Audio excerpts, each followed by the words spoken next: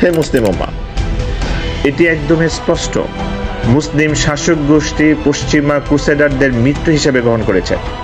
তারা ফিলিস্তিনিদের রক্ষায় জাতিসংঘের কাছে বারবার আহ্বান জানিয়ে টু স্টেট সলিউশন প্রকল্পকে সমর্থন করে মুসলিম উম্মার সাথে প্রতারণা করছে।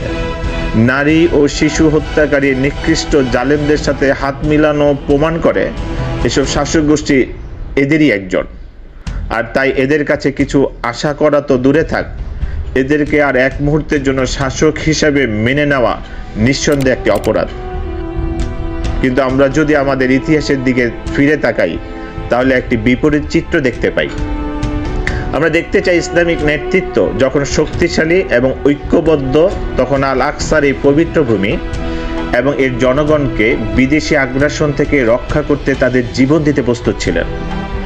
প্যালেস্টাইনকে রক্ষা করার জন্য ইসলামী নেতৃত্বের অন্যতম সেরা উদাহরণ হলো সালাউদ্দিন আইয়ুবী, যিনি 1187 সালে ক্রুসেডারদের কাছ থেকে জেরুজালেম পুনরুদ্ধার করতে মুসলিম বাহিনীকে নেতৃত্ব দিয়েছিলেন। যদিও তিনি ফিলিস্তিনি নয়, বরং কুর্দি জাতিগোষ্ঠীর লোক ছিলেন।